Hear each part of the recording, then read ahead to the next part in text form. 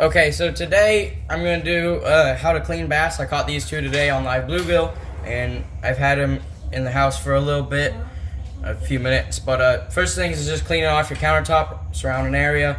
And I don't have a fillet knife or a camera holder, but this knife is pretty sharp, and I've filleted fish with it before. So first, I'm just going to move my other one, that way I have more area to work with. And I have a decent backsplash back there, so it's not a problem. I can just rinse that off. But for starters, I did bleed out the fish. Probably not the right way, but I just cut the inside of the gill right in there.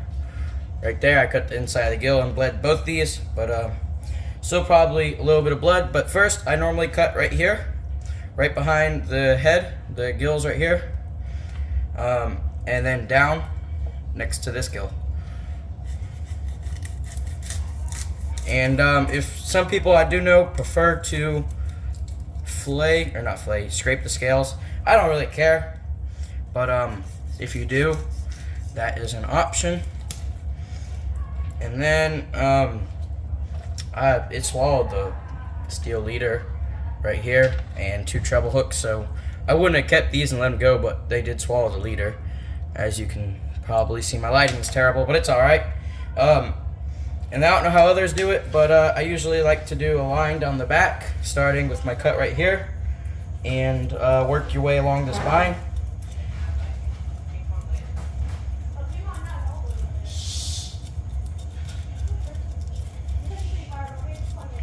And it doesn't have to go all the way. It's mostly just for a starter that I do for up here, and work partially the way down. Hey, Max and James. I'm filming a YouTube video, so I don't care if you guys talk, just know I am unediting it. I'm not editing it. So make your slit down the back right here and right here. You can open this up a little bit more where it needs to be. And then next, you're gonna start with on the back of your tail right here. Just do a line, just start it, and go down to the spine. And I sometimes have a problem holding the tail. They make a special flaying board that has a clip on it that'll hold the tail. But if you get the slit and once it's started, it's usually not a problem for me. A fillet knife's easier because it's smaller. And you're kind of just riding the spine.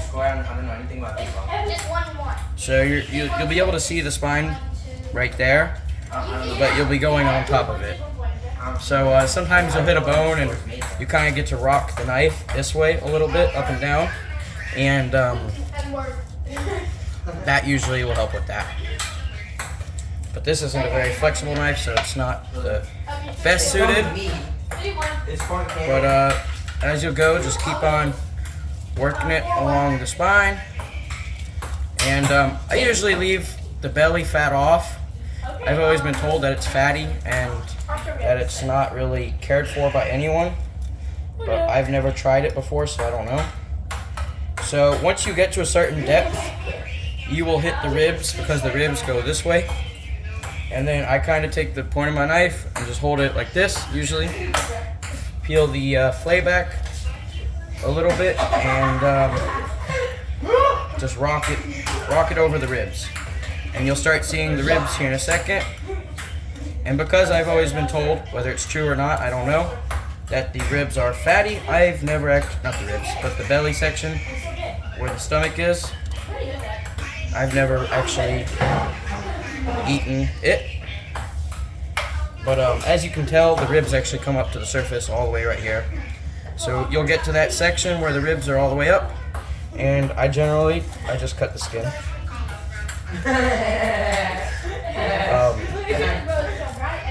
Just like that, and then down, and then that leaves your ribs all along here that you might be able to hear, but that's all ribs right in there, and then belly fat up here and here. And then that's one fillet, fairly thick, decent fillet. And then same thing for this. I'll do the other side in a moment, and then I'll show you how to fillet the skin off. And if you want skin in the beginning, the best thing to do is while it's on the fish is work upwards with a knife at an angle like this, slightly angled forwards, or a spoon or something else, or the back of a knife works too, and you can just peel the scales off like that, and they'll just kind of start flaking up. But I just flay them. I just take them off the skin, and I'll show you how to do that in a moment after I do the other side. Okay, so to continue, I finished flaying these, and I wanted to do something interesting. These two fillets are off of this one, and these two are off of this one. And I have a metal bowl here. Let's see, I have a big metal bowl. Yeah, that'll, actually, I got a better idea. Let's see, I have a little pan that'll work. Okay, so what I want to do is I got this scale right here, and I kind of just want it to weigh the fish and see what percentage of them is, so it's in pounds right now. Okay, that weighs 10.9 ounces, so 0 it. So I just want to see how much the total fish weighs. So the fillets and the carcass, which won't really fit, but I don't want to get a big metal bowl dirty. Okay, so this one's 3 pounds and 7.2 ounces. So a little bit over 3.5 pounds. And the total meat for this one is 1 pound and 1.5 ounces. So I'm not good with math quick, but the percentages is presumed we could do at the end of the video. And this one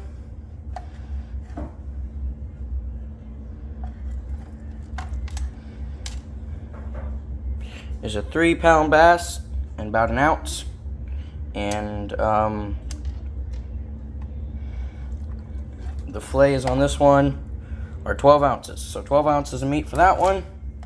And again, I think this one was right. This one was 1.5 pounds, half a pound more when I, as you saw, half a pound more when I did it.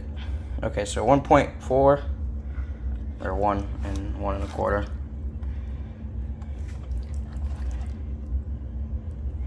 And then 3.7 again. So okay, so that seems accurate. So y'all that would like to do percentages, then you can actually find out how much that weighed, and this will be used for, I'll clean that and use that for breading. But anyhow, right now, y'all are in my cabinet right now because I don't have a phone holder, but I know I've seen other people do this before, and I kind of thought it would be interesting. These are wild caught, both of these. Let me put my scale away back in the drawer.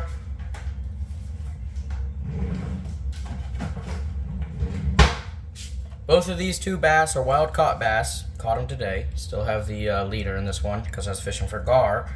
Off of Smith Lake, which is a private lake. And I think their diet is mostly gonna show bluegill and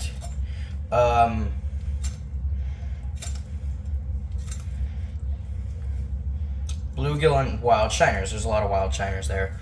But I thought, you know, some of y'all might be actually interested in what these guys have in them. So, find their stomach sack without making a big mess, hopefully. And let's see.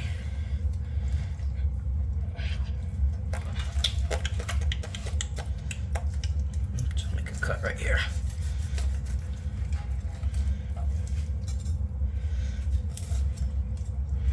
Okay, now we can see better, I think. This dude wasn't very full. So that is his stomach right there. It looks like. And there's his stomach, I think. I'm pretty sure. Is that his stomach?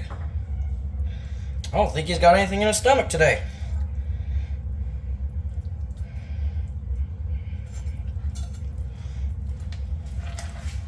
Although I could be wrong. That guy seems to be empty stomach-wise. There's nothing really in there. But before I puncture anything that's really nasty, I'll move this guy off to the side. I'm gonna go toss these guys in a second here. But let's see about this guy.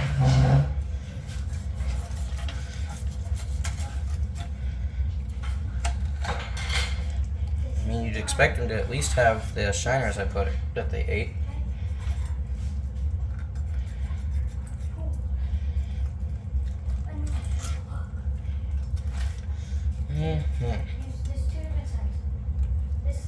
Ah, this guy's got something in him. So there's his stomach.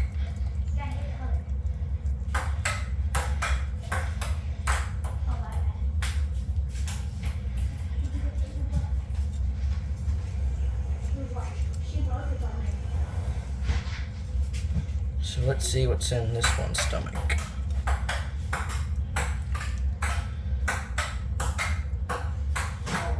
I'm pretty sure this one's got a bluegill. So the fast ones come at me, like one's about here. It's harder to. So that's my bluegill I was using. Hey, look, guys, that is a soft plastic bait. Look, that is a soft plastic worm that this bass ate that was trying to digest. Ugh. Look, that's Work. that's why baits like that suck. Get that in there. That's awesome. That's a soft plastic worm. It looks like.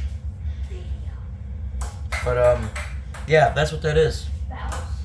It's deteriorating. Someone was lost a red soft plastic worm in this bass. But I killed this bass, and this is what he ate. This bluegill. Here's the treble hook and leader that was in him. I kind of want it back. There's 2 treble hooks. I guess I'll take this off real quick. This is a steel leader with a loop on the end of it, so I can take hooks off and add hooks. But let me try getting that hook out.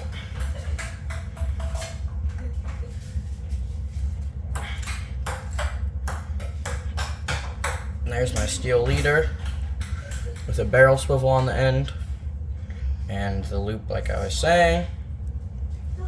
But so yeah, there's the stomach contents of this one: soft plastic worm, a bluegill, and this one might have thrown up the shiner it ate. But set these to the side, and you can do the math if you'd like in the comments. But that shows how much roughly 3-pound bass will yield is about a pound of meat, which is interesting. So I'm gonna pause you and throw out this, and then I'm gonna show you how to clean these up. Okay, rinse this off real quick, guys. And the fillets, I have my sink next to me. You can rinse the blood and scales off real quick, and that's what I do. I just rinse off the blood and any loose scales. And then these guys, these fillets are pretty big fillets. I'm gonna part them and cut them into pieces. And while you're rinsing them, it's also a great time to feel for ribs. Sometimes you get ribs in there. Actually, it's right there. And also the slime, which I don't think is a problem, but it is nice. So these are the fillets off of a 3-pound bass. And one more coming.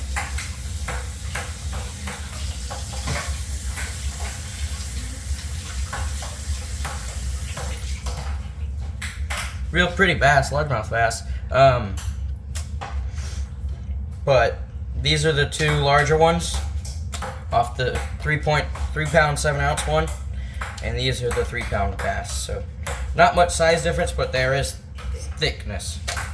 Like comparatively, I don't know, this isn't a good reference, but all the way through, these ones are much meatier. So next, what helps having a fillet knife? Let me rinse this off.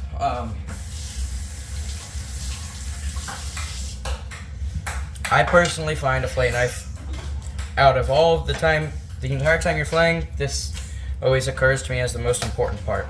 So it does take a little bit of meat off, but if you start like a 1/4 inch in, or a little bit more, which isn't much, just enough to grab on. A thin knife again helps. And then also a flexible knife helps go under the skin. So you're just riding the skin, right? You see there's a very little minute amount of meat, but you're just basically peeling it off. I'm not super good at this. I'm not professional at anything that I will ever film. Well, maybe someday, but right now, I'm not. And so just just like that. Try to save as much meat as you can, and angle your knife forwards and downwards.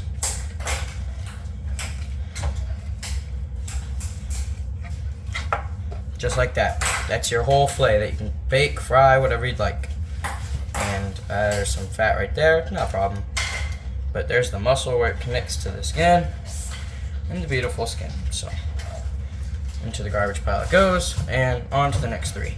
And if you're struggling, you can also cut these up, because if you're frying these, they have to be nuggets anyways. Usually I cut them right here, and then cut it in half and cut it in half. So if you're having a hard time doing it now, it may be helpful. But you can see how thick these are. These are, I don't know, these are fairly thick. About a ½ inch thick. But my mom will be cooking them in a minute, because that's her expertise. She wants to bake them. I normally fry them.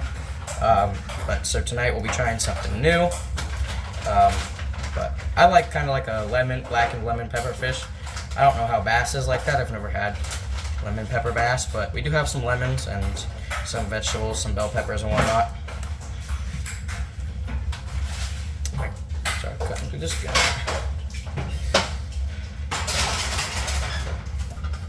But yeah, a fillet knife definitely is beneficial for this section.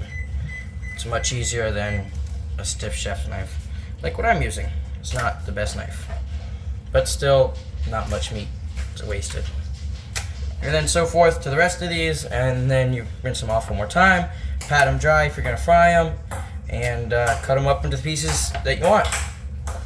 And so I guess this would conclude the video. I don't think I have anything else to add. Other than that, these weren't pregnant, and neither of them were caught in a stock pond or on beds or anything like that. They were just wild caught. I was fishing for gar with live bluegill and steel leader and trebles, which ended up killing one of these, and the other one just bled out because of how it got hooked.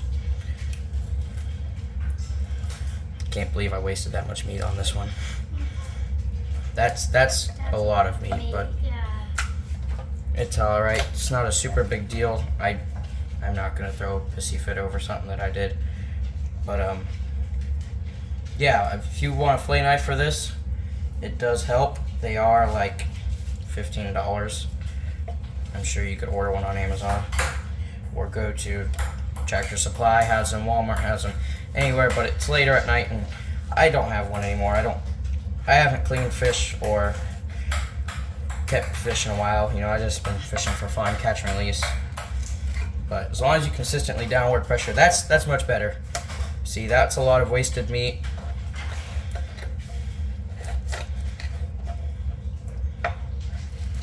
Compared to not a lot. That's what you want.